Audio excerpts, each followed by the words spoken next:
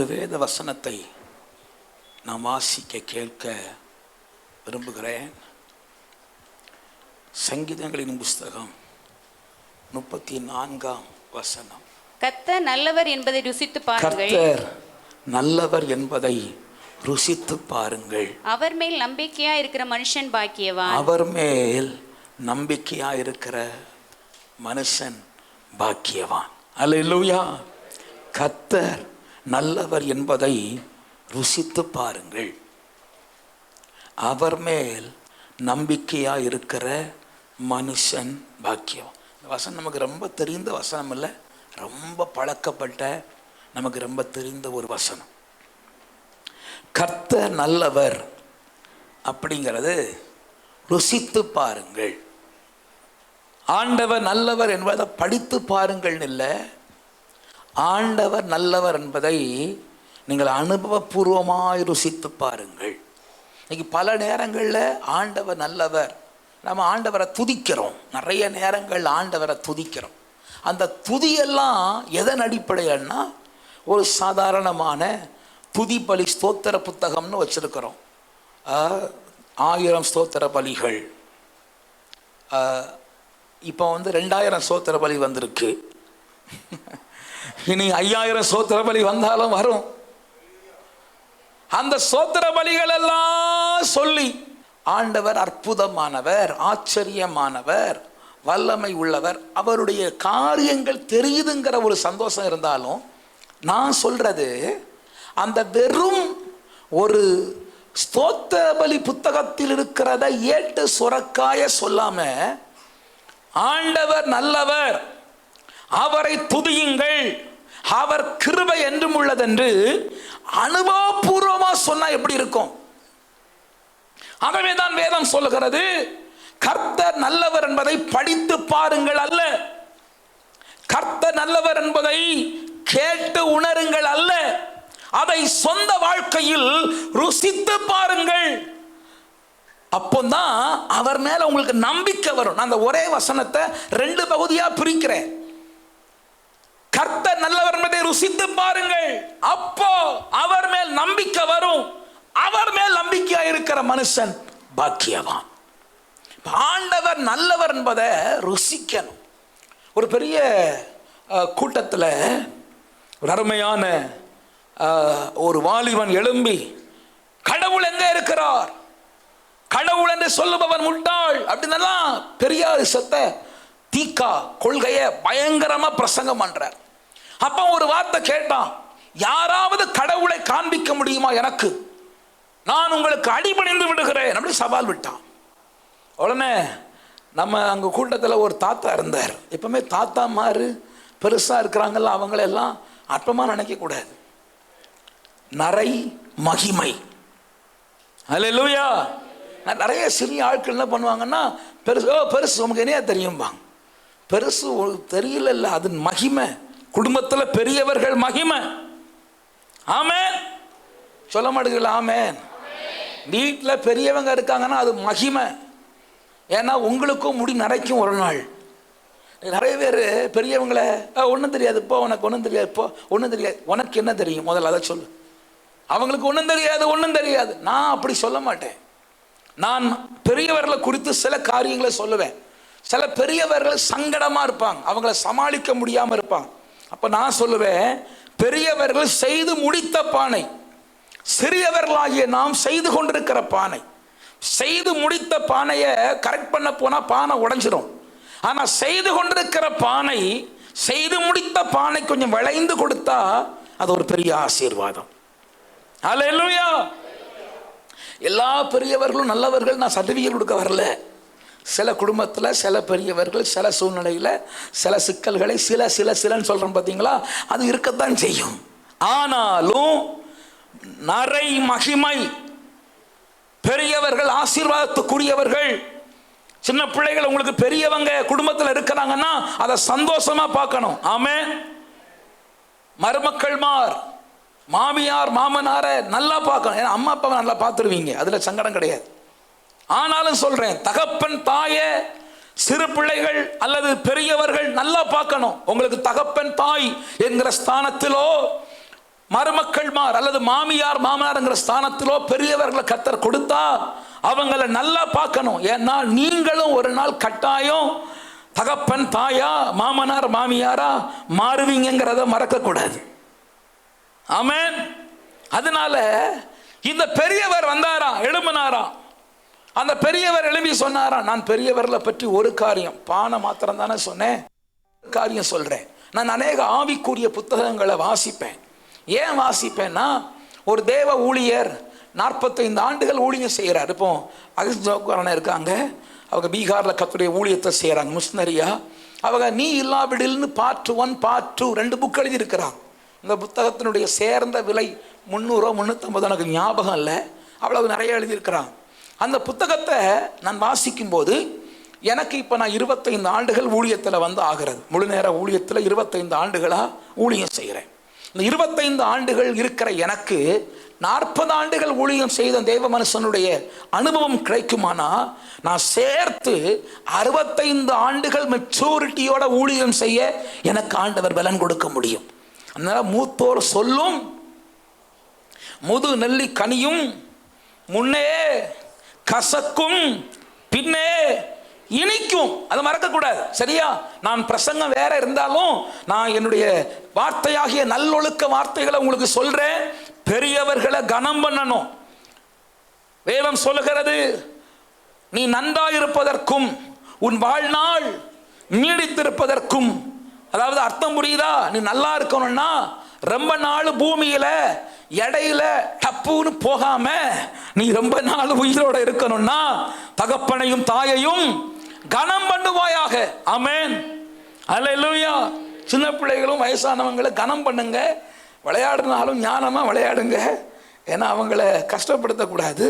நீங்க தாத்தா பாட்டிகிட்ட விளையாடுறது தவறல்ல, புரிந்து கொள்ளக்கூடிய தாத்தா பாட்டியா இருந்தா பரவாயில்ல. ஏன்னா சில குடும்பங்கள்ல தாத்தா பாட்டியோட பிள்ளைகள் கொஞ்சம் மிங்கிலாகும் போது வாய்க்கு வந்த சாபம் எல்லாம் போடுறத நான் கண்டிருக்கிறேன். அப்படி நம்ம சபையில் உள்ள குடும்பங்கள் நடந்திருக்கிறதுனால அந்த காரியங்களை சொல்கிறேன்.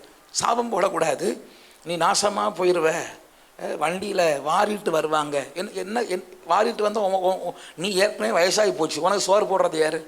இப்போ அந்த பிள்ளைகளை வாரிட்டு வந்தால் உனக்கு கஞ்சி ஊற்றுறது யார்? ஞானமற்ற வார்த்தைகளை பேசக்கூடாது. பெரியவங்களுக்கு சொல்கிறேன், நீங்கள் ஞானமாக பேசணும். அதே நேரம் சிறியவர்களும் பெரியவர்களை கனம் பண்ணணும். இதில் எந்த மாற்று கருத்தும் இல்லை. எங்கள் அப்பா குடிகாரர், நான் அவங்களுக்கெல்லாம் அப்படி கிடையாது. அவர் குடிகாரரோ சொத்து சேர்த்தவரோ சொத்து சேர்க்காதவரோ, அவர் உயர்ந்தவரோ தாழ்ந்தவரோ, அவர் என்ன வேணாலும் இருக்கட்டும்.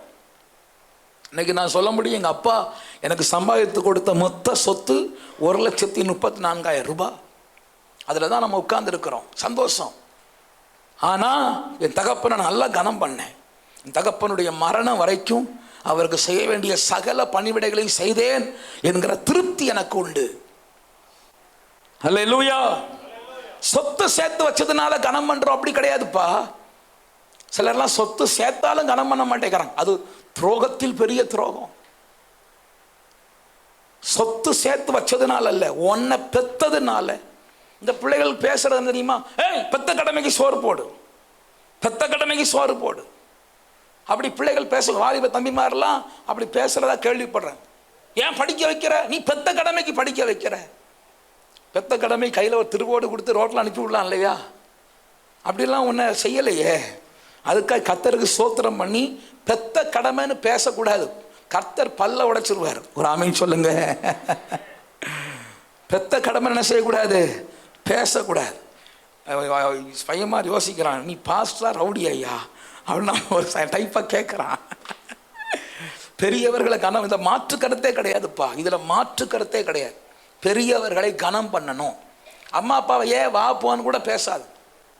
வாங்க போங்க அப்படி பேசு. மா வாமா, என்னம்மா, நான் நல்லா பேசணும். வாங்க போங்கன்னு பேசணும். ஏதாவது வீடுகளில் அம்மா அப்பா வா போன்னு பழக்கம் இருந்தால் இன்றோடு மாற்றிக்கொள்ளுங்கள். என்னம்மா வாமா போமா. சிலர்லாம் அது அது எங்க, அதான் உன் புருஷன், அது அதுன்னு ஆடா மாடா. புருஷன்மாரை மனைவி மாறும் அது இதுன்னு கூப்பிட்றதா இருக்கக்கூடாது.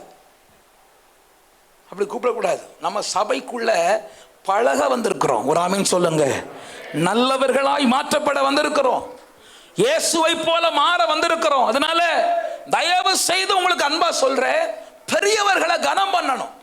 அப்படி அந்த முதியவர், இப்ப நம்ம பிரசங்கத்துக்குள்ள வருவோம், வெளியே இருந்து உள்ள வந்துருங்க.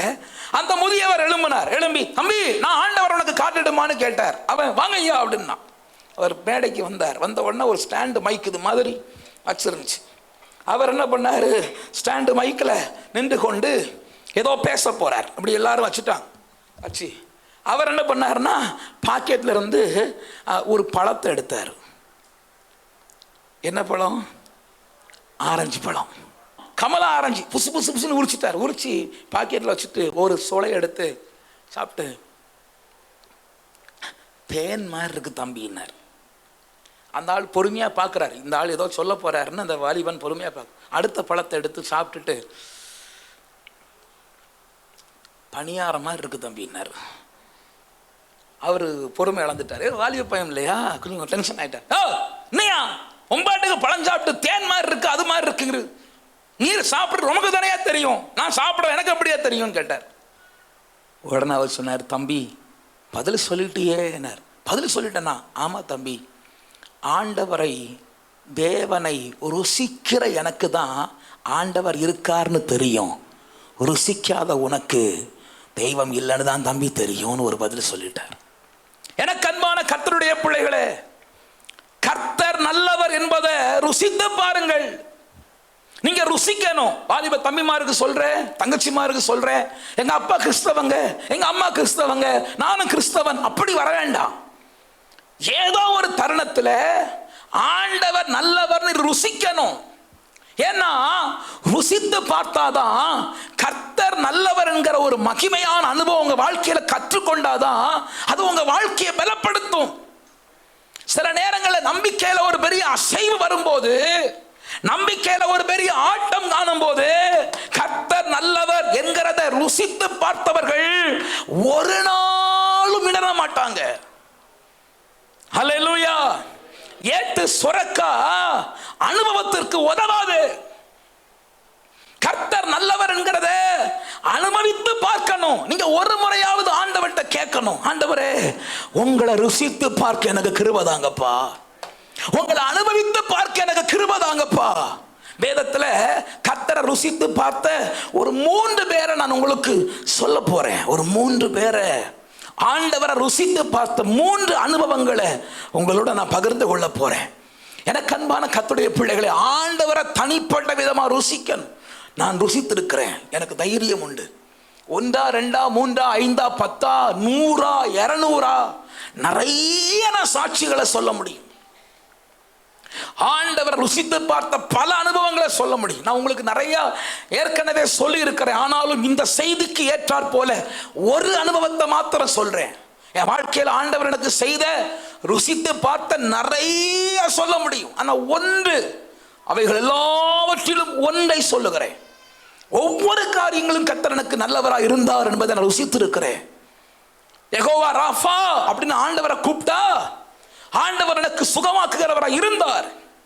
பிறப்பிலே சுகமாக்கினார் மாத்திரமல்ல, இப்பொழுதும் கர்த்தர் எனக்கு சுகமாக்குகிறவராக இருந்தார். எத்தனையோ சுந்தர சந்தர்ப்ப சூழ்நிலைகளை நான் சொல்ல முடியும். ஆனா அவை எல்லாவற்றிலும் இருந்து ஒரு காரியத்தை, ஒரு முறை நான் என் கையில பஸ்ஸுக்கு காசு இல்லை, எனக்கு ரொம்ப சங்கடமா போச்சு, என்ன பண்றதுன்னு தெரியல. அப்போ நான் ஒரு ஜெபம் பண்ணேன். ஆண்டவரே, எத்தனையோ ஊழியர்கள் வாழ்க்கையில சாட்சிகள் கேட்கிறோம், ஆண்டவரே எனக்கு அந்த அற்புதம் செய்யணும். ஒரு தெய்வ மனுஷனை பார்த்தா அவங்க சொல்றாங்க, நான் தேவன சமூகத்தை நோக்கி பார்த்தேன், ஒன்றுமில்லாம இருந்தேன், ஆண்டவர் எனக்கு அற்புதம் செய்தார், இப்படிலாம் சாட்சி சொல்றாங்க. நான் உம்முடைய ஊழியக்காரன் ஆகுவதற்கு படிக்க வந்திருக்கிறேன். என்னைக்காவது ஒரு நாள் நான் உம்முடைய ஊழியக்காரனா மாறுவேன். அன்றைக்கு உம்மை பற்றி சொல்றதுக்கு எனக்கு ஒரு சாட்சி நேரமா இருக்கணும். ஆண்டவரே எனக்கு ஒரு அற்புதம் செய்யும்னு நான் ஆண்டவர்கிட்ட கேட்கிறேன். கேட்ட உடனே இப்போ தக்கலையில் இப்போ இந்த பஸ் ஸ்டாண்டெல்லாம் இடித்து எல்லாமே ரெடி பண்ணி ரினோவேஷன் பண்ணிட்டு இருக்காங்க. நான் போன முறை ஊருக்கு போகும்போதே அந்த பஸ் ஸ்டாண்டெல்லாம் இடித்து அங்கே பஸ் ஸ்டாப்பையே மாற்றிட்டாங்க. அங்கே பஸ் ஸ்டாப் இப்போ இல்லை, அங்கே புதுசாக அந்த இடத்துலையே புதுசாக பஸ் ஸ்டாண்டு கட்டுறாங்க. அப்போது அந்த பஸ் ஸ்டாப்புக்குள்ளே ஒரு பாலடைஞ்ச கிணறு ஒன்று உண்டு. அந்த கிணறு பக்கம் கொஞ்சம் எல்லாரும் சும்மா எச்சில் துப்புற ஒரு மோசமான இடம் உண்டு. அதுதான் கொஞ்சம் மறைவிடம். ஏன்னா அங்கே சின்ன பஸ் ஸ்டாண்டு, எல்லாமே பஸ் ஸ்டாண்ட் எல்லாம் பஸ் ஸ்டாண்டு, சின்ன பஸ் ஸ்டாண்டாக இருக்கிறதுனால நான் அந்த இடத்துல முழங்கால் போட்டு ஜிப்பா போட்டிருக்கிறேன், ஒயிட் பேண்ட் போட்டிருக்கிறேன், முழங்கால் போட்டு அப்பா என்னை வெட்கப்படுத்தக்கூடாது. நான் எப்படி, ஒரு பக்கம் மனசு சொல்லுது பேசாமல் இங்கேருந்து ஒரு 6-7 கிலோமீட்டர் இருக்கும், நடந்து போயிரு, ஊசாம்பாடி தூரம் இருக்கும், நடந்தே போயிரு, அப்படி மனசு சொல்லுது. ஒரு பக்கம் சொல்லுது ஆண்டவர் உனக்கு அற்புதம் செய்வார், விசுவாசமா காலுவை, அப்படி சொல்லுது. கடைசியா ஒரு முடிவுக்கு வந்தேன், எப்படி ஆண்டவர் எனக்கு அற்புதம் செய்வார்னு பஸ்ஸில் ஏறலான்னு முடிவு பண்ணி முழங்கால் போட்டு ஜெபம் பண்ணிட்டு பஸ்ஸில் ஏறிட்டேன். பஸ்ஸில் 382 பஸ்ஸு, கொல்லங்கோடு அப்படிங்கிற பெயர் உள்ள பஸ். ஏறி உட்காந்துட்டேன். கண்டக்டர் சீட்டுக்கு முந்தின சீட்டில் உட்காந்துருக்கிறேன்.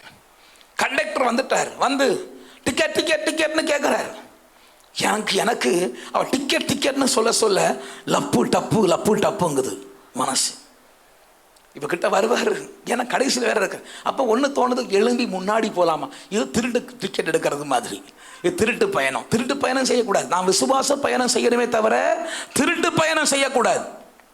அதனால யோசிக்கிறேன், சரி உட்காருவோம்.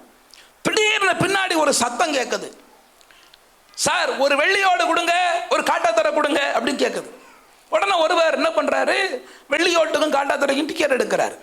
எடுத்துட்டு தம்பி உங்களுக்கு டிக்கெட் எடுத்துட்டேன் அப்படிங்கிறார்.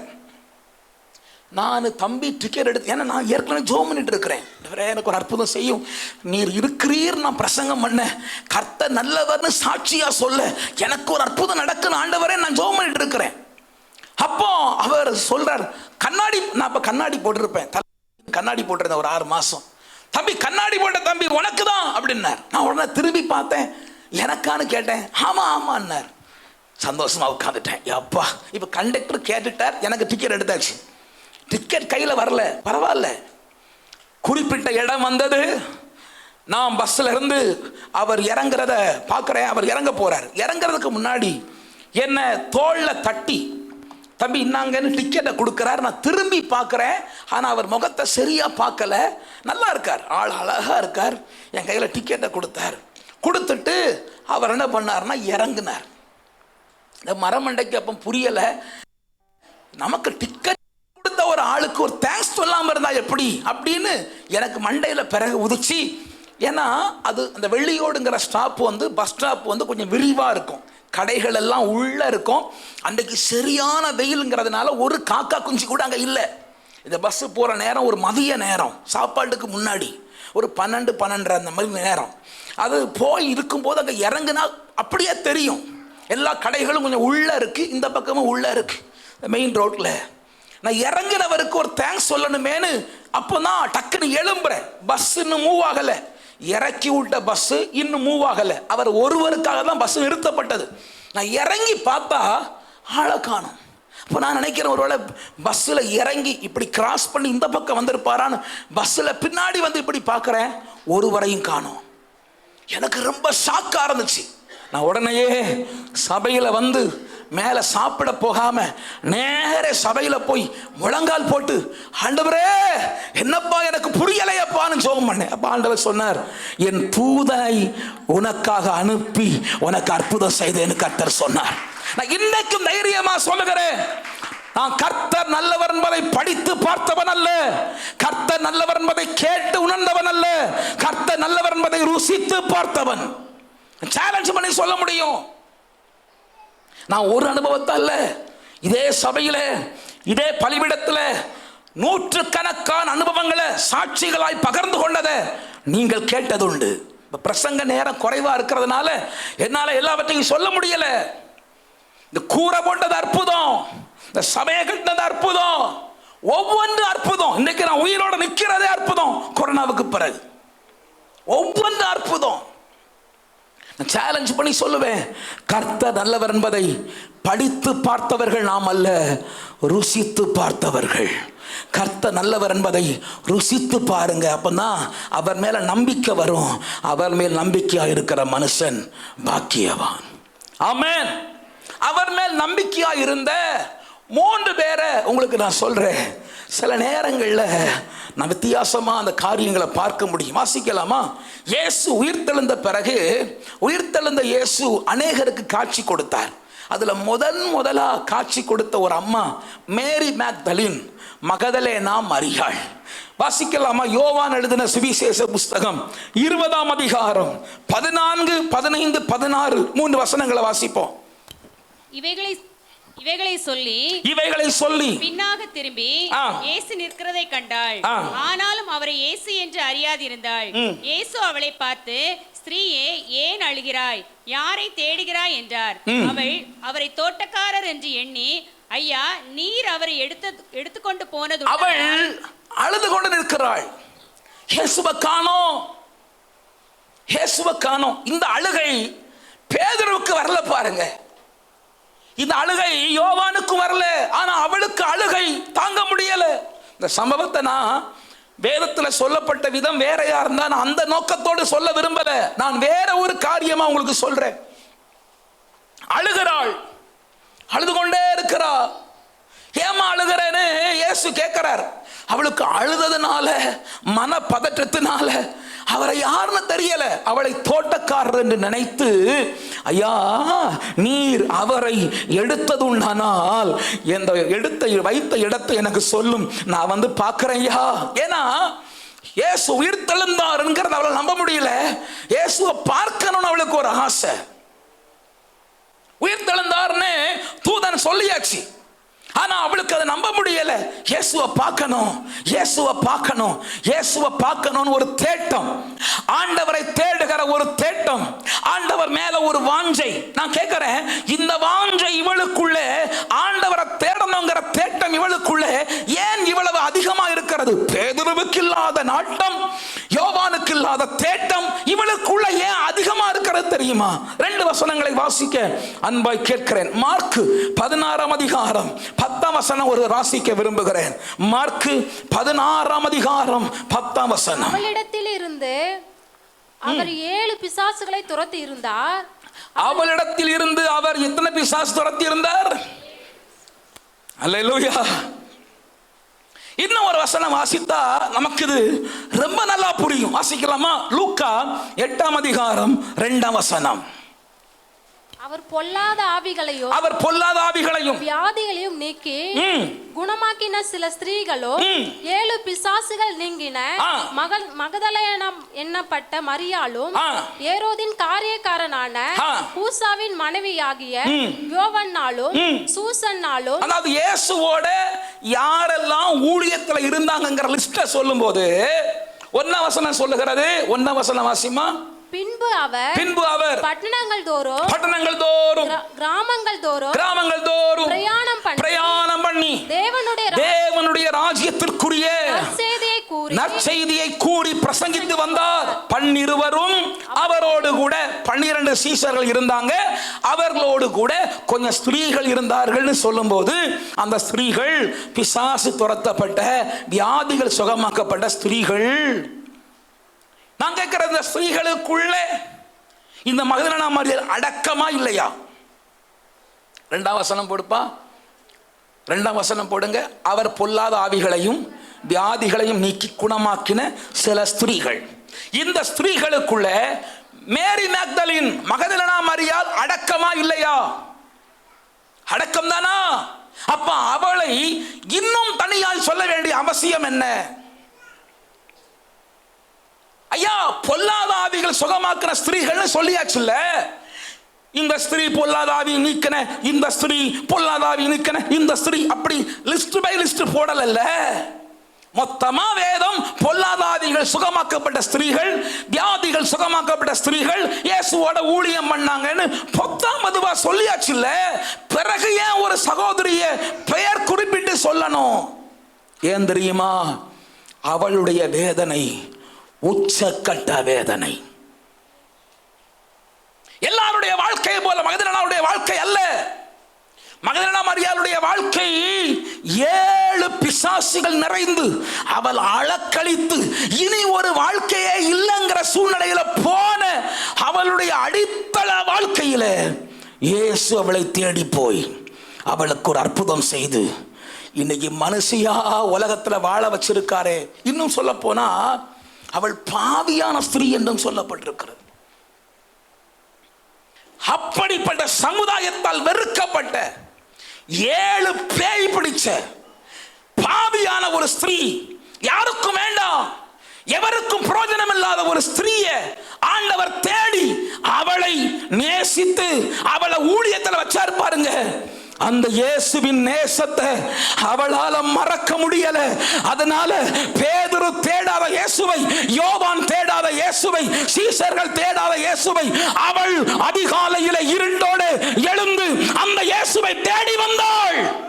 உங்களுக்கு ஆண்டவர் நன்மை செய்திருப்பார்னு விசுவாசிக்கிறேன். அந்த நன்மை நிமித்தம் நீங்க ஆண்டவரை தேடுறீங்க, நான் நம்புறேன். ஒரு ஆமென் சொல்லுங்க. அல்லேலூயா. மகதலேனா மரியாள் இயேசுவை தேடி வந்தாள் காலையில். ஏன் தெரியுமா? அவள் இயேசுவை ருசித்திருந்தாள். இயேசுவை பார்த்தவள் அல்ல, இயேசுவை குறித்து கேள்விப்பட்டவள் அல்ல. அவள் சொந்த வாழ்க்கையில ஆண்டவரை ருசித்தபடியினால இருள் அவளுக்கு தடையா தெரியல. கல்லறைக்கு எப்ப வந்தா? ஒரு பெண் கல்லறைக்கு இருட்டோட தனியாக துணைக்கு ஒரு சகோதரியும் கூட்டிட்டு வர காரணம் என்ன? அவள் ஆண்டவர் ருசித்தாள். இன்னைக்கு நமக்கு கொஞ்சம் ஜுரம் போல இருந்தாலே சபைக்கு வர மாட்டோம். கொஞ்சம் உடம்பு சூடா இருக்கு பாஸ்டர், கொஞ்சம் கை வச்சு பார்த்தா ஜுரம் போல இருக்கு பாஸ்டர், அதனால சபைக்கு வரல பாஸ்டர். நடந்தா உடம்பு கூட வருது பாஸ்டர், அதனால சபைக்கு வரல பாஸ்டர். நீங்க வேற ஏசி போடுவீங்களா? எனக்கு ஏசில நாசி காந்தது பாஸ்டர், அதனால சபைக்கு வரல பாஸ்டர். சார், ஒரு சகோதரி அதிகால் இருட்டோட, இன்னும் சொல்ல போனா எனக்கு அந்த வாசிக்க பயங்கரமா இருக்கு. கல்லறைக்கு முன்பு என்ன இருக்கிறது? கல் இருக்கிறது. கல் புரட்டப்பட்டிருக்கும் அவளுக்கு தெரியாது. கல்ல புரட்டுறதுக்கு அவளுக்கு தோணவே இல்லை. வந்த பிறகு சொல்றா, யார் நமக்காய் கல்லை புரட்டுவான் அப்படி யோசித்துட்டு வர்றா. ஏன்னா அவ்வளவு பெரிய கல். ஏமா மகதலேனா மரியாள் வீட்டில இருந்து கிளம்புனிய அப்பமே யோசித்து இருக்க வேண்டாம்? அங்க ஒரு கல் இருக்கு, நமக்கு புரட்ட முடியாது. விடிய காலம் போறோமே 4 மணிக்கு நம்ம போகும்போது எந்த ஆம்பளையும் அங்க இருக்க மாட்டாங்களே, ஒரு ஆம்பளைய கூட உதவிக்கு கல்லை புரட்டுறது கூப்பிட முடியாதுன்னு தெரிய வேண்டாம்? ஏமா உனக்கு தெரியல? காரணம் இயேசுவை பார்க்க வேண்டும் என்கிற ஆசை. ஹல்லேலூயா. தேவ பிள்ளைகளே, நீங்க ஆண்டவர் ருசி பார்ப்பீங்கன்னா நீங்க ஆண்டவரை தேடுகிற விதம் வித்தியாசமா இருக்கும். நீங்க ஆண்டவரை ருசித்தது உண்டானால், நீங்கள் ஆண்டவரை ருசி பார்ப்பது உண்டானால் உங்க வாழ்க்கையில கர்த்தரை தேடுகிற விதமே வித்தியாசமா இருக்கும். மகதலேனா மரியாள் இருட்டை யோசிக்கல, பெரிய கல்லை யோசிக்கல. அவள் கொண்டு வந்தது என்னது? அவளுடைய சரீரத்தில் போடுவதற்கு சுகந்த வர்க்கங்களை கொண்டு வந்தா, பெர்ஃப்யூம் கொண்டு வந்தா, இயேசுவினுடைய பாடி மேல போடுறதுக்கு கொண்டு வந்தா. ஆனா பாடி கிட்ட உன்னால எப்படிமா போக முடியும்? காரணம் அங்கதான் பெரிய கல் இருக்குதே, அதை யோசிக்கல. தடைகளை யோசிக்காமல் கர்த்தரை தேடுகிறவன் அவரை ருசி பார்த்தவன். அல்லேலூயா. ரொம்ப சந்தோஷப்படுறேன். ஜாசுவா ஐயா சபைக்கு வந்திருக்கார். நாயுடுமங்கலத்திலிருந்து அவருக்கு 2 பார்வையும் கிடையாது, பார்வை இல்லாம தான் வந்திருக்கார். பஸ் ஏறி பார்வை இல்லாத ஒருவர் ஏன் தடைகளை பார்க்க மாட்டான்? இயேசுவை ருசி பார்த்தவன். ஜுரத்தை பார்க்க மாட்டான், சூழ்நிலையை பார்க்க மாட்டான், புருஷன் அடிப்பார்னு பார்க்க மாட்டான், எதையும் கவனிக்க மாட்டான். ஏன்னா எனக்குள்ள இருக்கிற 7 பிசாசுகளை துரத்தி, எனக்குள்ள இருக்கிற சூழ்நிலைகளை மாற்றி என்னை ஆண்டவர் சுகமாக்கிறத ருசி பார்த்தனா. என்னை வேதம் எல்லாரோட சொல்ல முடியாது ஐயா, எல்லாரோட ஒரு ஆளா என்ன சொல்ல முடியாது. காரணம் எனக்கு அவர் செய்த நன்மை மிக பெரியது. ஒரு ஆமென் சொல்லுங்க. ஆண்டவர் எனக்கு செய்த நன்மை மிக பெரியது. ஆகவே அன்பு கூறுவேன், இன்னும் அதிகமா உம்மை ஆராதிப்பேன், இன்னும் ஆர்வமாய் நான் அன்பு கூறுவேன். பாடுவோமா? உம்மை ஆராதிப்பே இன்னும் ஆர்வமாய், உம்மை முழு உள்ளத்தோடு ஆராதிப்பே, முழு பலத்தோடு அன்பு கூறுவே. ஆராதனை ஆராதனை, பாடுவோம் ஆராதனை. அல்லேலூயா, ஆராதனை ஆராதனை ஆராதனை. எபினேசரே எபினேசரே, பாடுங்கள். ஆமென்.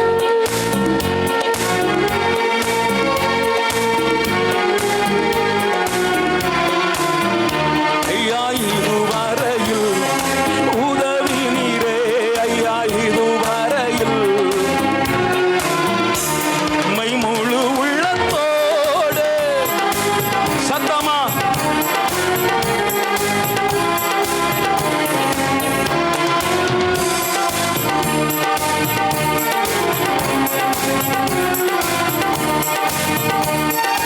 ஆராதனை ஆராதனை. யெகோவா ராஃபா, யெகோவா ராஃபா, சுகம் தந்தீரே. யெகோவா ராஃபா, சுகம் தந்தீரே.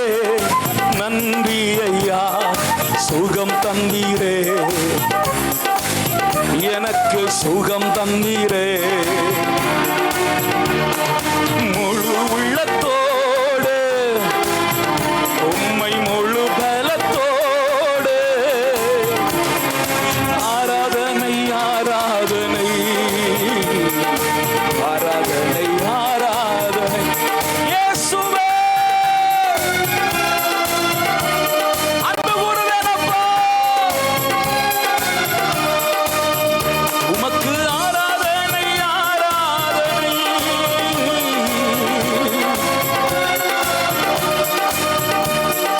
அல்லேலூயா. அப்போ மகதலேனா மரியாள் ரொம்ப ஆண்டவரை நேசித்து தேடி வர காரணம் என்ன? அவள் கர்த்தரை ருசி பார்த்தவள். சீஷர்கள் எல்லாம் ருசித்து பார்த்தாங்க தானே, அவங்க வரலையே. பேதுரு 3 வருஷம் உனக்கு சோறு போட்டாரப்பா தலைவர், அவரை காணோமே, நீ வரலையே கல்லறைக்கு. அவன் கல்லறைக்கு வரல, அவன் வீட்டுக்குள்ளேயே பதுங்கி இருக்கிறான் பயந்து. நான் ஒரு பெண்ணா இறங்கி வழியில யாராவது கூப்பிட்டு, ஏமா எங்க போறமா? இயேசுவை பார்க்க போறேன். ஏமா உனக்கு பயம் இல்ல? இல்ல. காரணம் என்ன? நான் இயேசுவை ருசி பார்த்தவள். இயேசுவை கண்டவள் மாத்திரம் அல்ல, இயேசுவை ருசி பார்த்தவள். அந்த ஒரு நேச வைராக்கியம் அவளை இயேசுவின் கல்லறைக்கு அருகாமையில கொண்டு போனது. அங்க போன பிறகு அவள் ரொம்ப அழுகிறா. காணலன்னு சொன்ன உடனே அழுகிறா. ஆண்டவர் பார்த்தார், இவ்வளவு இருதய பாசம் உள்ள ஒரு சகோதரிக்கு. ஆண்டவருக்கு முதல்ல சீஷர்களுக்கு காட்சி கொடுக்கணும்னு ஆசை தான். அவருக்கு ஒரு பிளான் இருந்தது. என்ன கவனிங்க, பரலோகத்துக்கு ஒரு பிளான். சீஷர்களான வீட்டுக்குள்ள இருப்பாங்க, கதவு பூட்டி இருக்கும், டக்குன்னு உள்ள போயிடணும். போய் சமாதானம், ஷாலோம், ஹோ இயேசு, அப்படி காட்சி கொடுக்கணும்னு இயேசுவுக்கு ஆசை தான். இயேசு அப்படி காட்சி கொடுத்தாரா? கொடுத்தார் தான். எப்ப கொடுத்தார்? ஒரு 5 வசனம் கீழே கொடுத்தார். நான் ஒரு 5 வசனத்துக்கு மேல, ஒரு 5 வசனத்துக்கு மேல மகதலேனா மரியாளுக்கு இயேசு காட்சி கொடுக்க வந்தார். சீஷர்கள் என்கிற ஒரு முக்கிய பாத்திரங்களை விட ஆண்டவர் ஒரு சகோதரியை முக்கியப்படுத்தினார். அவளுக்கு ஆண்டவர் காட்சி கொடுத்தார். ஏன் தெரியுமா? அவள் இயேசுவை ருசி பார்த்தவள். அவள் இயேசுவை ருசி பார்த்தவள். அல்லேலூயா. ருசி பார்த்தவள். இயேசு இல்லைன்னா நான் இல்லை அப்படி நினைச்சவள். எனக்கு அவரை விட்ட ஒரு வாழ்வு இல்லை அப்படி நினைத்தவள். அதனால அவள் இப்ப நின்று அழுது கொண்டே இருக்கிறார், தோட்டக்காரர் நினைச்சு. அப்படி சொல்லும் போது அடுத்த வசனம் 15ஆம் வசனம் 16ஆம் வசனம், இயேசு அவளை நோக்கி மரியாளே என்றார். மரியாளே. இப்போ மரியாள் ஏற்கனவே கண்ணை மூடி அழுகிறாளா, கண்ணை திறந்து அழுகிறாளா? கண்ணை திறந்து அழுகிறா. ஐயா நீர் இயேசுவை எடுத்தீரா ஐயா ஐயானா அந்த அழுகை எல்லாம் நிறைஞ்சி அவளுக்கு இயேசுவா தெரியல. ஆனா இப்போ மரியாளேன்னு சொன்ன உடனே அல்லேலூயா நேசரின் சத்தம் அவள் காதுல விழுந்த உடனே அவளுக்கு இயேசு யாருன்னு புரிஞ்சிருச்சு. பார்த்து தெரியாதவள் இயேசுவின் சத்தம் கேட்டு எப்படி அறிந்தாள்னா, நான் சொல்லட்டா, தினந்தோறும் இயேசுவோடு உறவாடி ருசி பார்த்தவள். ஆண்டவர் சொன்னார், என் ஆடுகள் என் சத்தம் அறியும். அப்ப ஆண்டவருடைய சத்தத்தை தினந்தோறும் கேட்டு பழகின ஒரு சகோதரி, அந்த சகோதரிக்கு மரியா அவள் இயேசுதான் முன்னாடி நிக்கிறாரு, ஆனா அது இயேசுன்னு தெரியல. தோட்டக்காரர் நினைக்கிறா மரியாளேன்னு கூப்பிட்ட அந்த சத்தத்துல பல காரியம் இருக்குதுங்க. அந்த சத்தம் அவள் காதுக்கு மட்டும் போகல, அவள் இருதயத்தை என்னமோ பண்ணுது. அந்த சத்தம் கேட்டவுடனே அது நேசரின் சத்தம், ஓ என்னை அழைக்கிற இயேசுவின் சத்தம். அந்த சத்தம் அவளுடைய உள்ளத்துக்குள்ள பெரிய கிரியை பண்ணுதுங்க. அவள் ஆண்டவர் சத்தத்தை ருசி பார்த்தவள். சத்தம் பார்த்த உடனே கண்டுபிடிச்சிட்டா. இப்ப தோட்டக்காரர்னு சொல்லல, என்ன சொன்னா, ரபுனி போதகரே ஏன்னா அவளுக்கு புரிஞ்சிருச்சு. இப்போ இயேசு அல்லேலூயா என்னை தேடி இயேசு வந்தா, எந்தன் வாழ்வை மாற்றி விட்டா. என்னை தேடி இயேசு வந்தா, எந்தன் வாழ்வை மாற்றி விட்டா.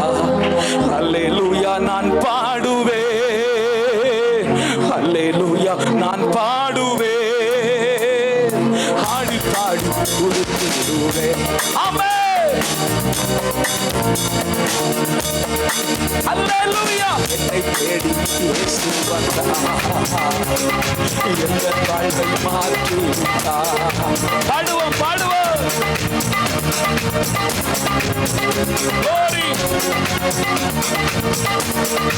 ஆமென் அல்லேலூயா நான் பாடுவே, அல்லேலூயா நான் பாடுவே,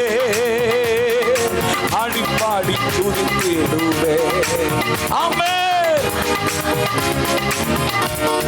தெரிந்து கொண்டா, என்னை தெரிந்து கொண்டா, தெரிந்து கொண்டா, என்னை தெரிந்து கொண்டா. பரிசுத்தனும் புனிதனுமா அவர் திரு முன்பாழ. ஆமென் பரிசுத்தனும் புனிதனுமா அவர் திரு முன்பாழ. என்னை தேடி இயேசு வந்தா, எந்த வாழ்வை மாற்றி விட்டா. என்னை தேடி ஓ ஜீசஸ் அதையெல்லாம் அறிந்து கொண்டவள் அவருடைய வார்த்தையை சொன்ன உடனே அவளுக்கு புரிந்து கொண்டது, வந்திருக்கிறது இயேசுவாகிய போதகர். ஆமென் அல்லேலூயா. அப்படி தொடர்ந்து வாசிங்க, தொடர்ந்து வாசிங்க. இயேசு அவளை நோக்கி, என்னை தொடாதே, நான் இன்னும் என் பிதாவினிடத்திற்கு ஏறி போகவில்லை. நீ என் சகோதரனிடத்திற்கு போய், நான் என் பிதாவினிடத்திற்கு உங்கள் பிதாவினிடத்திற்கும் என் தேவனிடத்திற்கும் உங்கள் தேவனிடத்திற்கும் ஏறி போகிறேன் என்று அவர்களுக்கு சொல்லு என்றார். மகதலேனா மரியாள் போய் தான் கர்த்தரை கண்டதையும் அவர் தன்னுடன். இதுல ஒரு பெரிய ரகசியத்தை உங்கள்ட்ட பேச போறேன். எனக்கு பைபிள் ஸ்கூல் சொல்லி கொடுத்த ரகசியம் அல்ல, நான் வாசிக்கும் போது கர்த்தர் எனக்கு சொன்ன ஒரு ரகசியம். இப்போ உயிர்த்தெழுந்தார் இயேசு, உயிர்த்தெழுந்து எங்கெல்லாம் ஆண்டவர் போனார் தெரியுமா? எங்க போனாரு? காவலில் உள்ள ஆவிகளுக்கு போய் பிரசங்கம் பண்ணி, ஜெயத்தை பிதாவினிடத்திற்கு போய் சமர்ப்பித்து பூமிக்கு வர்றார். இந்த எந்த இன்சிடென்ட் நடக்கிறதுக்கு முன்னாடி இந்த இன்சிடென்ட் நடக்குது, நான் விசுவாசிக்கிறேன். இப்பதான் உயிர்த்தெழுந்த பிறகு ஆண்டவர் அப்படி உயிர்த்தெழுந்து போற நேரத்தில் நான் அப்படியே கற்பனை பண்ணி பார்க்கிறேன். ஒரு சகோதரி அழுதுகிட்டே நிக்கிறா. யாருப்பா? நம்ம மரியாள். இந்த நேரத்தில் இவளுக்கு இங்க என்ன வேலை? விடிய காலம் 4 மணி ஆச்சே. இப்போ இவ இங்க எதுக்கு வந்தா? 4 மணியோ எனக்கு தெரியாதுங்க. ஒருவேளை யாரும் பார்க்க கூடாது, நம்ம இயேசுவை பார்க்க போறதுன்னு 2 மணிக்கு வந்தாலோ தெரியல. எப்படியோ அதிகாலையில இருட்டோட கருக்கு வெளுப்பதற்கு முன்பு அங்க போயிட்டா. ஆண்டவர் பார்க்கிறார், இந்த நேரம் மரியாளியா இங்க வந்தா? இப்போ நான் உயிர் தெழுந்தேன், இனி பிதாவிட்ட போகணும், எனக்கு அங்க போய் பிரசங்கம் பண்ணணும், நிறைய வேலை இருக்கு. அதுக்கு பிறகுதானே சீசர்கள்ட்ட போலான்னு ஒரு பிளான் வச்சிருக்கிறேன். இப்போ இவ இங்க வந்திருக்கிறாளே. இயேசுவை ருசி பார்த்த அவளுக்கு ஆண்டவர் கொடுத்த காட்சி இருக்க, இது நான் விசுவாசிக்கிறேன். ஆண்டவருடைய லிஸ்டிலேயே அவருடைய அஜெண்டாவிலேயே இல்லாத ஒரு காரியத்தை ஆண்டவர் அவளுக்கு செய்தார். தேவ பிள்ளையே, இன்றைக்கு நீங்க ஆண்டவரை ருசிக்க முடியுமானா உங்க குடும்பத்திற்கு என்று கர்த்தர் சில மகிமையான காரியங்களை செய்ய போகிறார். கர்த்தர் நல்லவர் என்று பாடுகிறவனுக்கு அல்ல, கர்த்தர் நல்லவர் என்று பைபிளை வாசிக்கிறவனுக்கு அல்ல, அவர் அற்புதர் என்று சோத்திர பலி சொல்கிறவர்களுக்கு அல்ல, அவரை உண்மையாய் ருசித்து பார்க்கிறவர்களுக்கு. இப்ப நான் ஒரு கேள்வி உங்கள்கிட்ட கேட்க போறேன். ஐயா, இயேசு காப்பாற்றுகிறவர் என்று நான் சொல்லணும்னா என்ன நடக்கணும்? இந்த கேள்விக்கு யார் பதில் சொல்ல போறா? ஆண்டவர் காப்பாற்றுகிறவர்னு சந்தோஷம் உள்ளவங்க வாய் திறக்கப்படாது. இயேசு காப்பாற்றுகிறவர்னு நடக்கணும்னா என்ன நடக்கணும்? இயேசு காப்பாற்றணுமா? அதான் விவரமா இருக்கிய. நான் டைமை கருத்தில் கொண்டு உங்களோட விவாதம் செய்யாம தப்புன்னு சொல்றேன். இயேசு காப்பாற்றுறவர்னு நான் உணரம்னா நான் முதல் ஆபத்துல விழணும். நான் முதல்ல என்ன செய்யணும்? அல்லேலூயா.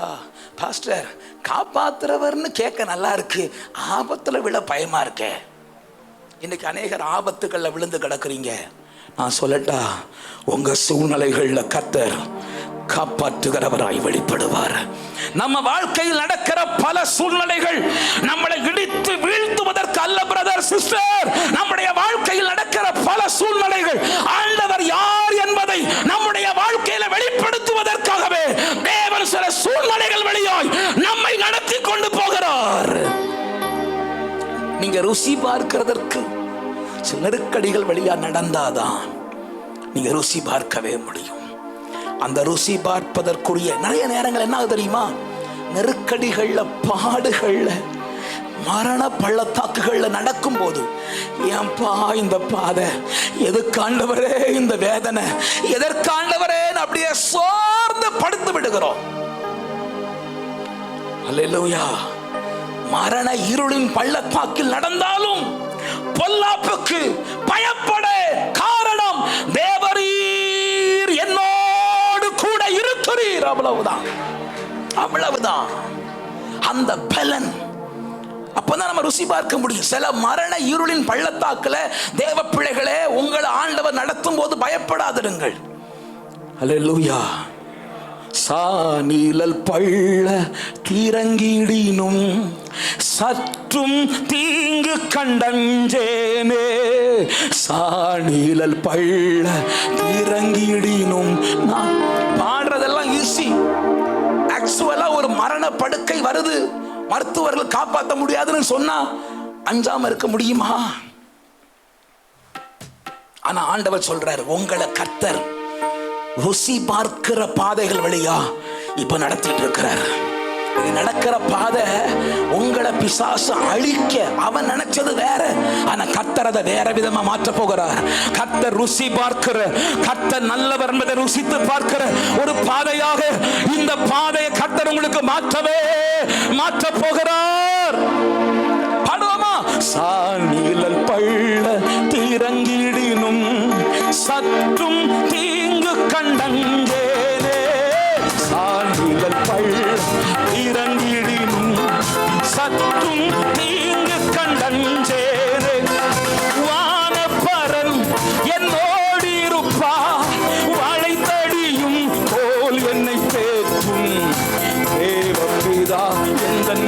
மேய்ப்பனல்லோ சிறுமை தாழ்ச்சி அடைகிறேனே தேவபிதா எங்கள் சாணிலல் பள்ள இறங்கிடி சத்தும் தீங்கு கண்டஞ்சேனே சாணிலல் பள்ள இறங்கிடினும் சத்தும் தீங்கு கண்டஞ்சேனே வானப்பரன் என்னோடு இருப்பார் அவர் வாழை தடியும் கொலுமே தேற்றும் தேவபிதா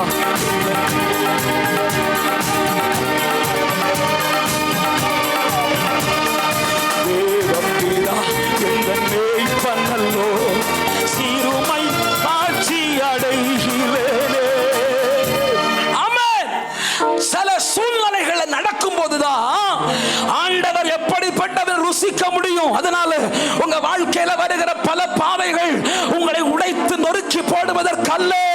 ஆண்டவர் அனுமதிக்கிற சில பாதைகள் தான் யார் என்பதை ஒரு நாள் சாட்சியா நீங்க தைரியமா தேவனை மகிமைப்படுத்துவதற்காக இன்னைக்கு சில சூழ்நிலைகள் வழியா ஆண்டவர் நடத்துகிறதற்காக அதை சந்தோஷமா ஏற்றுக்கொள்ளுகிறவர்கள் ரெண்டு கரங்களையும் தட்டி அப்பாவுக்கு நன்றி நன்றி நன்றி சொல்லுங்க.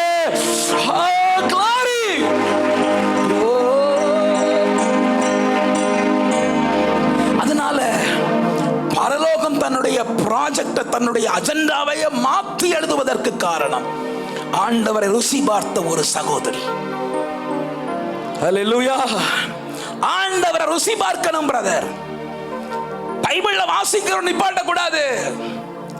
ஆண்டவரை வாழ்க்கையில ருசித்து பார்க்கணும். கர்த்தர் நல்லவர் என்பதை ருசித்து பாருங்கள். யோவான் 4:10 வேக வேகமாய் எல்லா காரியங்களையும் சொல்லணும்னு ஆசைப்படுறேன். யோவான் 4:10 இயேசு அவளுக்கு பிரதியுத்தரமாக, நீ தேவனுடைய ஈவையும் தாகத்துக்கு தா என்று உன்னிடத்தில் கேட்டுக்கிற இன்னார் என்பதையும் அறிந்திருந்தாயானால் நீயே அவரிடத்தில் கேட்டிருப்பாய், அவர் உனக்கு ஜீவ தண்ணீரை கொடுத்திருப்பார் என்றார்.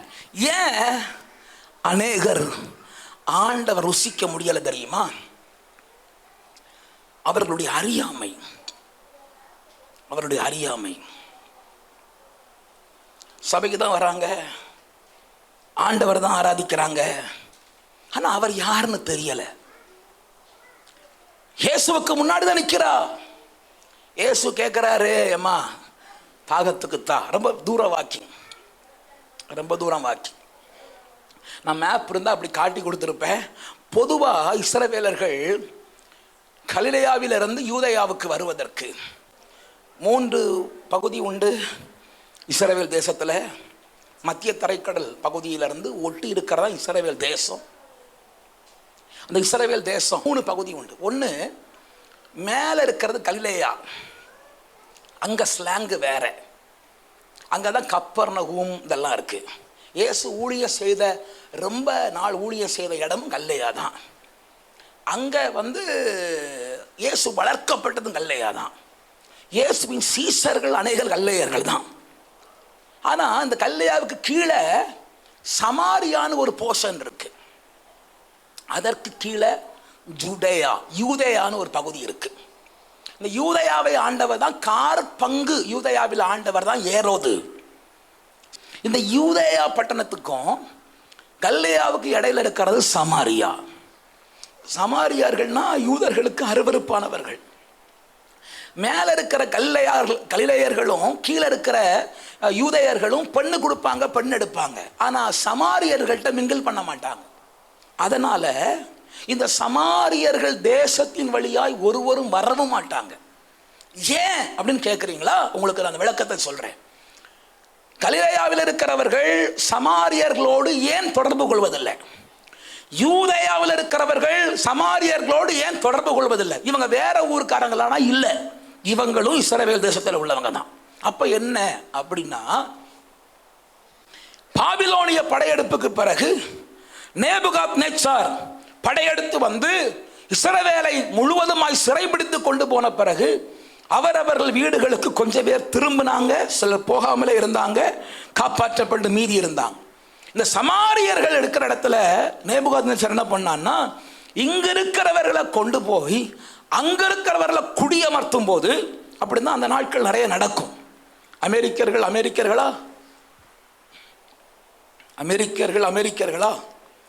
அப்படி சொன்னா உங்களுக்கு புரியாது. நான் கேட்கிற கேள்வியே தப்பு. அமெரிக்கர்கள் அமெரிக்காவை சார்ந்தவர்களா அப்படி கேட்கிறேன். அமெரிக்கர்கள் அமெரிக்காவை சார்ந்தவர்களா? இல்லவே இல்லை. அமெரிக்கர்கள் அல்ல. அமெரிக்கர்கள் எல்லாருமே ஆங்கிலேயர்கள், பிரிட்டிஷ் பீப்புள், ஐரோப்பிய அந்த காலனிஸ் அன்னைக்கு பரவும் போது அங்க இருக்கிற ரெட் இண்டியன்ஸ், செவிந்தியர்கள் இருக்காங்களே, அவங்கள காட்டுவாசிகள் போல இருக்கிற அந்த ரெட் இண்டியன்ஸை விரட்டி அடித்து அமெரிக்காவில் பிரிட்டிஷ் அரசாங்கம் இங்க இருக்கிறவர்களை கொண்டு போய் அங்க வைத்து குடியமர்த்தி காலனி, பிரிட்டிஷ் காலனி ஆக்குனாங்க. அப்படி பரவி இன்றைக்கு அமெரிக்கா வெள்ளக்காரன் கையில போயிடுச்சு. அமெரிக்காவினுடைய பூர்வ குடிகள் வெள்ளக்காரங்களே கிடையாது. அவர் கண்டுபிடிச்சார்ல, அவர் பேர் என்ன? வாஸ்கோட காமாலையா, கொலம்பஸ் நினைக்கிறேன். ஐயா உங்களெல்லாம் யூபிஎஸ்சியா அந்த எக்ஸாம்ல கொண்டு வச்சு என்ன பண்ண போறீங்க? என்னப்பா, நான் நம்ம சபையில் 1-2 ஆட்கள் கவர்மெண்ட் எக்ஸாமில் பாஸ் பண்ணோம்னா அமெரிக்காவை கண்டுபிடிச்சது யாருன்னு கேட்டால் இந்தியாவுக்கு வந்த வாஸ்கோட காமாவை சொல்றீங்கள ஐயா. ஐயோ, கொலம்பஸ் அவர் அமெரிக்காவை கண்டுபிடிச்ச பிறகு இங்க இருக்கிற மக்களை கொண்டு வச்சு வியாபாரம் பண்றது போல உள்ள போய் இப்போ அமெரிக்கா வெள்ளக்காரங்க எல்லாம் தான் கிடக்கு. கருப்பாட்கள் வாய் திறந்தா டுமீலுங்கிறான். அப்போ இது போல இந்த சமாரியர்களை தூக்கிட்டு போய் சமாரியாவில் இவர்களை அங்கு உள்ள ஆட்களை குடிமர்த்தி இவங்க என்ன பண்ணிட்டாங்கன்னா கலந்துட்டாங்க. அதனால சமாரியர்களை கல்லையர்களுக்கும் பிடிக்காது, யூதயாவில் உள்ளவங்களுக்கும் பிடிக்காது. அதனால அந்த ஊர் வழியா கூட வரமாட்டாங்க, போக்குவரத்து கூட கிடையாது. இப்ப மேப் போடையா என்ன பண்ணுவாங்கன்னா, இங்க பாருங்க, கலிலேயாவில் உள்ள ஒருவன் வெளியே வரணும்னா அவன் என்ன, கலிலேயாவில் இருக்கிற ஒருவன் வெளியே வரணும்னா கொஞ்சம் ஸ்மால் பண்ணு, அவன் மேலே அந்த எல்லோ இருக்குல்ல, அங்கே எல்லோ இருந்து பெத்சாயிதா அந்த நடுவில் ஓடுற ஆற்றுக்கு பேர் தான் யோர்தான் ஆறு. அந்த யோர்தானை கடந்து வேற ஊரில் வந்து எரிகோவில் இறங்கி அந்த ஆரோமா அந்த இதை காட்டையா உன்னுடைய அந்த அப்படியே காட்டு கீழே இறங்கி எரிகோ தாண்டி இங்கே உள்ள வரணும். நேரே வர ஷார்ட் கட்டுங்க, வரமாட்டாங்க. ஏன்னா தீண்டத்தகாதவர்கள், அவங்க ஊர் வழியா போனா தப்பு, அந்த ஊர் வழியா போக கூடாது. இப்படி இருக்கிற நேரம், இப்ப நான் ஒரு ஜாதி காரியத்தை உடைக்கிறதுக்காக பேசுறேன், நல்லா கவனிங்க. இப்படி இருக்கிற நேரம் இயேசு சுத்திக்கிட்டு வராம நேரடியா வந்தார். அப்ப இயேசு ஒரு சமாரிய ஸ்திரீயோட பேசுறார். சமாரியர்கள்ட்ட யூதாவில் உள்ளவர்களோ இஸ்ரவேலர்களோ பேசக்கூடாது, அது ரொம்ப தப்பு. 4 பேர் பார்த்தா ஹேய் அவன் யார்கிட்ட பேசிட்டு இருக்கிறான் பாரு, அங்கெல்லாம் பேசக்கூடாது அப்படி சொல்லுவாங்க. ஆனா இயேசு நின்று பேசுறார் சமாரிய ஸ்திரீட்ட. சமாரிய ஸ்திரீ 6 புருஷனை உடையவளுங்கிறனா அவர் பாதி அல்ல, அவள் பிறப்பிலைய தீண்டத்தகாதவள். இப்பதான் அவளுக்கு 6 புருஷன். இப்ப இருக்கிறவனும் நாளைக்கா இன்னைக்கான் இருக்கிறான். அவன் கோர்ட்ல போய் அப்பீல் பண்ணி டைவர்ஸ் வாங்க போறான். அதான் சொன்ன, இப்ப இருக்கிறவன் உனக்கு புருஷன் இல்லை, நீ 6 ஃபெயிலியர் ஆகி 7வது ட்ரை பண்றா அப்படின்னு ஆண்டவர் ப்ராஃபஸியா சொன்னார். ஆனா அதனால அவள் பாவி அல்ல, அவள் பிறப்பிலைய தீண்டத்தகாதவள். அவள்கிட்ட யாரும் பேசக்கூடாது. ஆனா அவளை இயேசு பார்க்க வந்து அவளுக்கா நிற்கிறாள். அந்த அம்மாவோட பேசுறா. இயேசு உயர் ஜாதி, சமாரிய ஸ்திரீ தாழ்ந்த ஜாதி. இன்னும் பேசுறா, ஏம்மா ரொம்ப தூரம் நடந்து வந்தேன், அந்த வழியா தான் போயிருக்கணும், அங்கெல்லாம் டீ ஷாப் எல்லாம் உண்டு, இது வழி கிடையாது, இது வரக்கூடாத வழி. நான் வந்தேன், தாகமா இருக்கு, தண்ணி தருவியா? நீ யூதன், என்கிட்ட வந்து நீ தண்ணி கேட்கலாமா? கேட்கக்கூடாதியா? அவர் சொன்னார், உன்கிட்ட கேட்கிறவர் இன்னார் என்று அறிந்திருந்தாயானால், நீ ருசி பார்த்திருந்தாயானால் நீயே அவரிடத்தில் கேட்டிருப்பாய். அவர் உனக்கு தண்ணீர் அல்ல, ஜீவ தண்ணீரை தந்திருப்பார். அல்லேலூயா. கொஞ்ச நேரம் டயலாக்ல அவள் இயேசுவை ருசி பார்த்து விட்டாள். இயேசுவை ருசி பார்த்துட்டா. கொஞ்ச நேரம் பேசினா அவ சொல்றா, ஐயா என்கிட்ட ஒருவர் வந்திருக்கிறார், அவர் தீர்க்கதரிசின்னு பார்க்கிறேன். கொஞ்ச நேரம் சொல்றா, அவர் தீர்க்கதரிசி இல்ல, மேசியா. ஸ்டெப் பை ஸ்டெப்பா உயர்றா. பாத்தீங்களா? மேசியா மேசியாங்கிறா. ஊரைய கூட்டிட்டா. நிறைய கிராமம். அவள் ஏன் மத்தியானத்தில் தண்ணி பிடிக்க வந்தா தெரியுமா? என்ன கவனிங்க சார், சார் கொஞ்சம் என்ன கவனிங்க, முக்கியமான ஒரு நேரம். எனக்கு நேரம் வேற சுருக்கமா இருக்கு. அவ தண்ணி பிடிக்க போனா இன்னொருத்தர் தண்ணி கூட கொண்டு போக மாட்டா. ஏன்னா அவள் ஊர்ல மோசமானவா, 6 புருஷன் உடையவா. அதனால அவ கூட யாரும் சேர மாட்டாங்க, அவளோட யாரும் மிங்கிலாக மாட்டாங்க. அதனால அவள் தண்ணி பிடிக்க போனாலே கூட போக மாட்டாங்க. அந்த ஊரே இயேசுவுக்கு தீட்டு, அதிலும் அந்த ஊராருக்கு இவள் தீட்டு. இப்போ அவள் தண்ணி பிடிக்க போற நேரத்துல யாரும் பார்க்க கூடாதுன்னு அவளே தனக்குள்ளேயே வெட்கப்பட்டவள். தனக்குள்ளேயே இன்ஃபீரியாரிட்டி காம்ப்ளெக்ஸ். அதனால அவ வெளியே தலகாட்ட விரும்பல. பகல்ல போனா 10 மணிக்கு போனா 10 பெண்கள் இருப்பாங்கன்னு சொல்லி எல்லாரும் சமைச்சிட்டு தூங்குற மத்தியான நேரம் போறா. ஏன் பாஸ்டர் மத்தியான நேரம் போறான்னு சொல்றீங்க? சொல்றேன். மத்தியான நேரம் போறா, போய் தண்ணி பிடிக்கிறா. போனா இவர் வந்து நம்மள்ட்ட கேள்வி கேட்டு தொலைகிறார். நாம யாரும் பார்க்க கூடாது, யாரும் தெரியக்கூடாதுன்னு போறோம் மத்தியானம். இவர் வழிபோக்கர் அங்க போய் யாக்கோபின் கிணறுகிட்ட பக்கத்துல வந்து, ஏமா தண்ணி தாமா அப்படி கேட்கிறார். என்னவோ கொஞ்ச நேரம் பேசினா பாருங்க.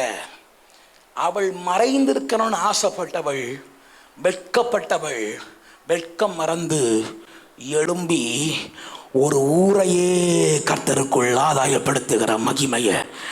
நீங்க வெளியே தலகாட்ட வெட்கப்பட்டவங்களோ இல்ல மற்றவர்கள் உங்களை ஏற்றுக்கொள்ள விரும்பாதவர்களோ, நீங்க இயேசுவை சரியா ருசி பார்த்தா உங்களை அநேகருக்கு ஆசீர்வாத பாத்திரமா தேவன் மாற்றுகிற ஒரு நாள் சீக்கிரமா வரும், சீக்கிரமா வரும். நான் ப்ராபசியா சொல்றேன், ஆண்டவருடைய கரத்திலே நீங்கள் மகிமையான பாத்திரமா, அநேகர் உங்களை அநேகருக்கு வழிகாட்டுகிறவர்களோ கர்த்தர் உங்களை மாற்றுகிற ஒரு நாள் சீக்கிரமா வரும். 2 ஊரையே கொண்டு வந்துட்டா. அல்லேலூயா. இந்த வசனம் எல்லாம் வாசித்தா ரொம்ப ஆச்சரியமா இருக்கும். வாசிங்க, தொடர்ந்து வாசிங்க, தொடர்ந்து வாசிங்க. அதற்கு அந்த ஸ்திரீ, ஆண்டவரே மொண்டு கொள்ள உம்மிடத்தில் பாத்திரம் இல்லையே, கிணறும் ஆழமா இருக்கிறதே. அடுத்த வசனம். அந்த கிராமத்தார் அவளோட அவள் போய் சொல்றத கொஞ்சம் வாசிப்பீங்களா? ஹோலி ஸ்பிரிட் சீக்கிரம். அந்த ஸ்திரீ அவரை நோக்கி, கிறிஸ்து எனப்படுகிற மேசியா வருகிறார் என்று அறிவேன், அவர் வரும்போது எல்லாவற்றையும் நமக்கு அறிவிப்பார் என்றார். அதற்கு இயேசு, உன்னுடைய பேசுகிற நானே அவர் என்றார். அவ கிராமத்துல போய் பேசுறது. அப்பொழுது அந்த ஸ்திரீ தன் குடத்தை வைத்துவிட்டு ஊருக்குள்ளே போய் ஜனங்களை நோக்கி, நான் செய்த எல்லாவற்றையும் ஒரு மனுஷன் எனக்கு சொன்னார், அவரை வந்து பாருங்கள், அவர் கிறிஸ்து தானோ என்றாள். என்ன சொல்லிட்டா? முதல்ல என்ன சொன்னா? எனக்கு மனசுல உள்ளதெல்லாம் சொல்றாரு, இவர் தீர்க்கதரிசியா இருப்பார் போல இருக்குன்னா. இப்ப சொல்றா அவர் கிறிஸ்து. எப்படிமா உனக்கு தெரியும்? அல்லேலூயா. கர்த்தர் நல்லவர் என்பதை ருசித்து பார்த்தாள். அல்லேலூயா. பாவியான ஸ்திரீய அவ இப்போ பெரிய இவாஞ்சலிஸ்டா மாறிட்டா. பாவியான ஸ்திரீய ஆண்டவர் சுவிசேஷகியா. இப்ப அவளுக்கு முன்னாடி, அவ ஊருக்கு முன்னாடி வெளியே வரவே வெட்கப்படுகிறவள். பிரதர், 4 பேர்கிட்ட பேச எனக்கு ரொம்ப கூச்சமா இருக்கு, எனக்கு இயேசுவை பத்தி சொல்ல அசிங்கமா இருக்கு. அவள் ஊருக்கு முன்னாடி வர வெட்கப்படுகிறவள். இப்போ ஊருக்கே இயேசுவை பற்றி பிரசங்கம் பண்ணுகிற சுவிசேஷகியா. மேடை போட்டு பிரசங்கம் பண்றா. பிரதர், வெளியே தலகாட்ட வெட்கப்படுகிற உங்களை அநேகருக்கு ஆசீர்வாத பாத்திரமா கர்த்தர் மாற்றுகிற ஒரு காலம் தூரத்தில் அல்ல, வெகு சமீபமாக இருக்கிறது. அல்லேலூயா. ஆமென். இவ்வளவு ஆச்சரியமா இருக்கு. ஆண்டவர் எப்படி ருசி பார்த்தவர்களை மாற்றி இருக்கார் பாத்தீங்களா? இன்னும் ஒரு பாத்திரத்தை நான் வேகமா சொல்லி ஒரு 5 நிமிடங்களாவது உங்களோட ஜெபிக்க நான் விரும்புகிறேன். லூக்கா 19ஆம் அதிகாரம் 3ஆம் வசனம். இயேசு எப்படிப்பட்டவரோ என்று அவரை பார்க்க வகை தேடினார். அவன் குள்ளனானபடியால் ஜனக்கூட்டத்தில் அவரை காணக்கூடாமல் அவர் போகும் வழியில் முன்னாக ஓடி அவரை பார்க்கும்படி ஒரு காட்டத்தி மரத்தில் ஏறி ஆண்டவர் ருசிக்கிறதுக்கு ரொம்ப ஆசை. அதனால நம்ம எல்லாம் அவர்கிட்ட போக முடியுமாப்பா? அவர் பெரிய பரிசுத்தவன். நம்ம பாவியிலும் பிரதான பாவி, அயோக்கியன்,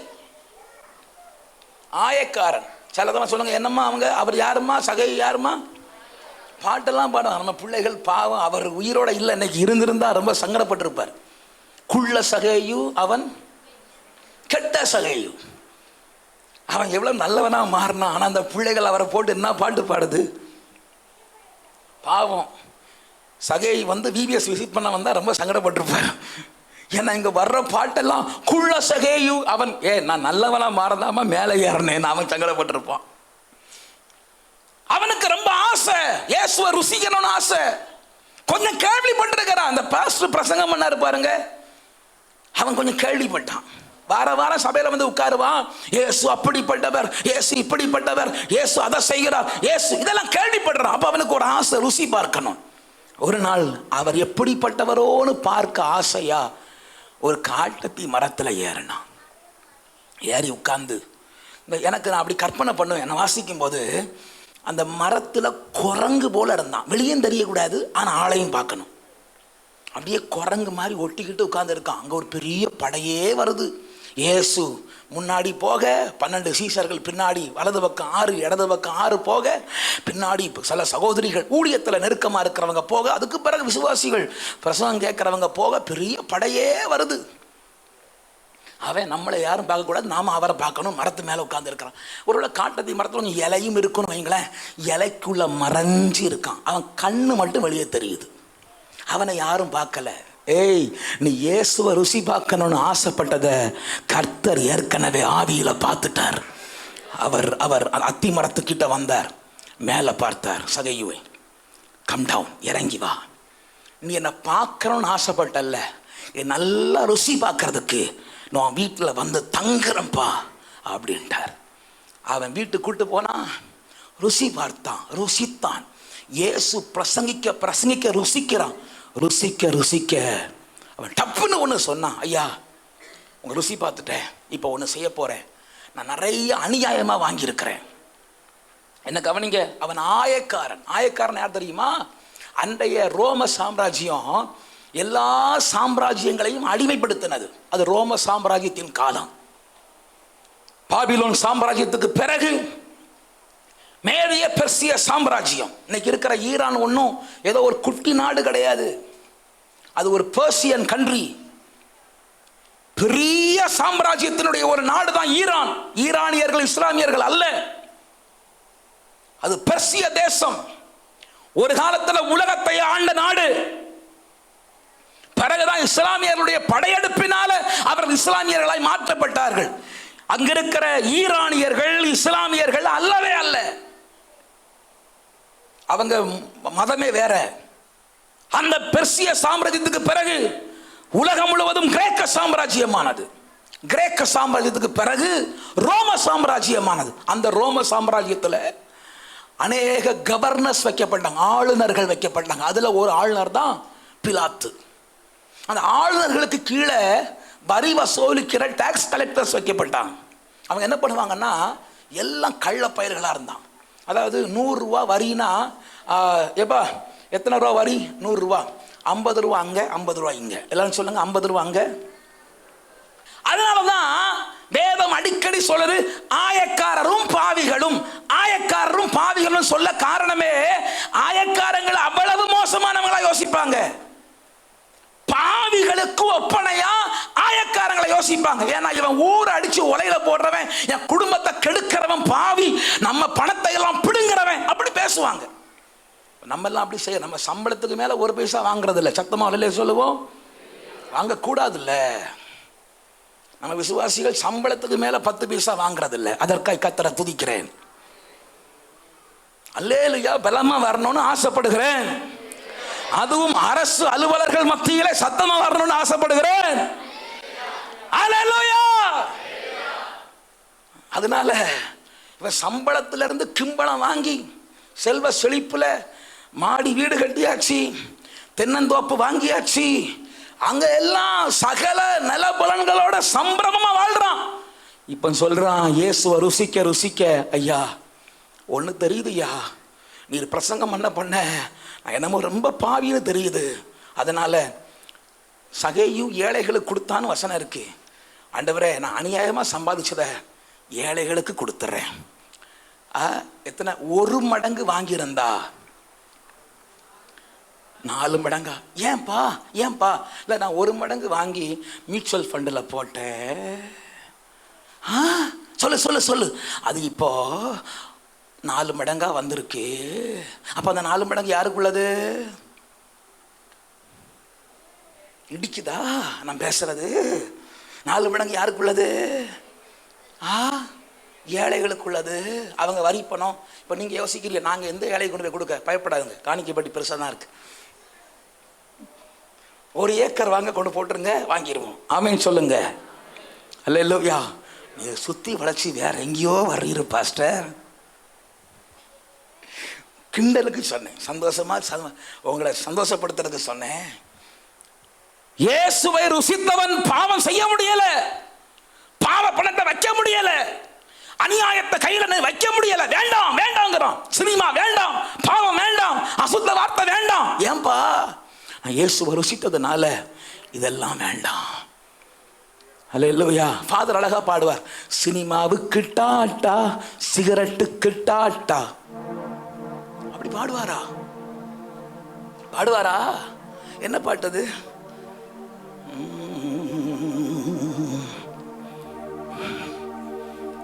இயேசு ராஜா வந்திருக்கிறாரா? என்ன பாட்டது? சினிமாவுக்கு டாட்டா, சிகரெட்டுக்கு டாட்டா. தெரியுமா உங்களுக்கு? அல்லேலூயா. அழகான பாட்டு. அது பாட்டு கடைசியில் இவ்வளவு சொல்லுவார். ஞாபகம் இருக்கையா? இது அந்தந்த நேரத்துக்கு ஞாபகம் வர மாட்டேங்க. ஏன் டாட்டா சொல்றார்? இன்னைக்கு எனக்கு பாவத்தையும் விட முடியல பாஸ்டர், என்னால பரிசுத்தமா வாழ முடியல, சில காரியங்களை என்னால உதற முடியல. ஏன் தெரியுமா? நீ இயேசுவை சரியா ருசி பார்க்கல.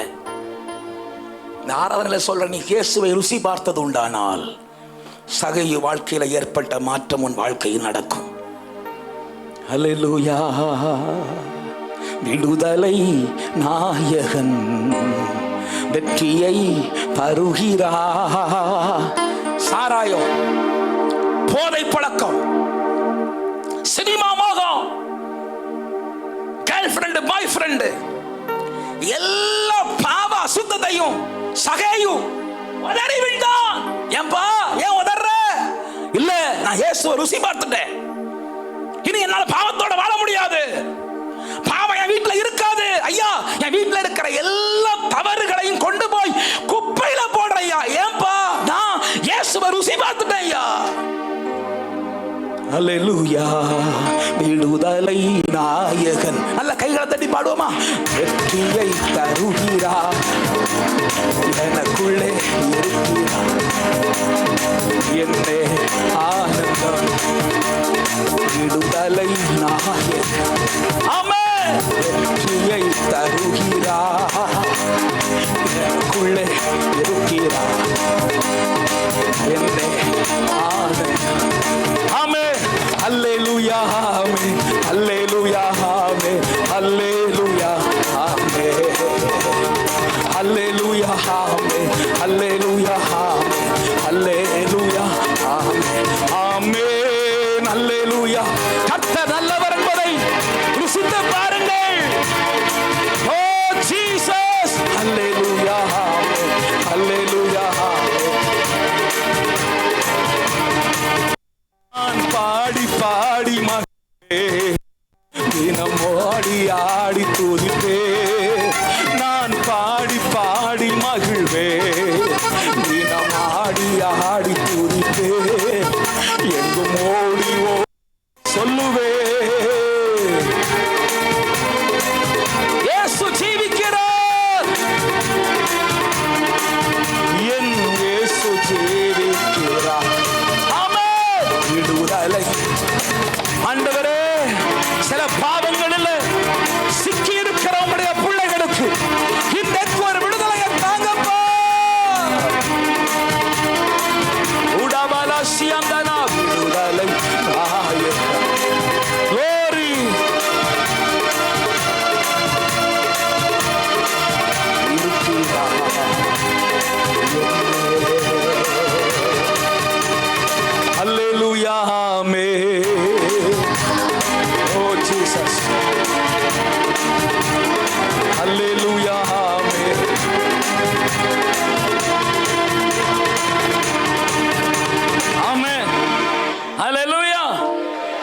இயேசுவை ருசி பார்த்தா பரலோகமே நமக்கு காட்சி கொடுக்கிறது. இயேசுவை ருசி பார்த்தா பாவ வாழ்க்கை மாறி ஒரு பெரிய ஊழியக்கார அம்மாவை மாறிட்டா. இயேசுவை ருசி பார்த்தா பாவத்தை உதறி சகை, இப்ப கெட்ட சகை அல்ல, நல்ல சகையோ. அல்லேலூயா. பாவி சகையோ அல்ல, பரிசுத்தவான் சகையோ. நான் விசுவாசிக்கிறேன் சகையுடைய பிள்ளைகள் எல்லாம் சபையின் எழுப்புதல்ல வல்லமையா பயன்படுத்தப்பட்டிருப்பாங்க. நான் விசுவாசிக்கிறேன். ஏன்னா சகை பரிசுத்த சகைவா மாறினான். இயேசுவை ருசி பார்த்தான். இன்னைக்கு ரகபோத் எழுப்புதல் ஊழியங்கள் இருக்கிற ஒவ்வொரு விசுவாசிகள் இயேசுவை கேள்விப்பட்ட விசுவாசிகளா இருக்கக்கூடாது. இயேசுவை படித்து பார்த்த விசுவாசிகளா இருக்கக்கூடாது. இயேசுவை ருசித்து பார்க்கிற விசுவாசிகளா இருக்கணும்னு நான் ஆசைப்படுகிறேன். என்னோடு நீங்க ஆசைப்படுகிறது உண்மையானால் ஒரு 2 நிமிடங்கள் எழுப்பி நிற்போமா தேவ சமூகத்தில்? ஹல்லேலூயா. அப்பா, ருசித்து பார்க்க ஆண்டவரே, வாய்களை திறந்து இன்றைக்கு நடக்கிற சில பாதைகள், இன்றைக்கு நடக்கிற சில வேதனைகள், அது வேதனைகள் அல்ல, இயேசுவை ருசித்து பார்க்கிற தெய்வம் அனுமதித்த சில பாதைகள்.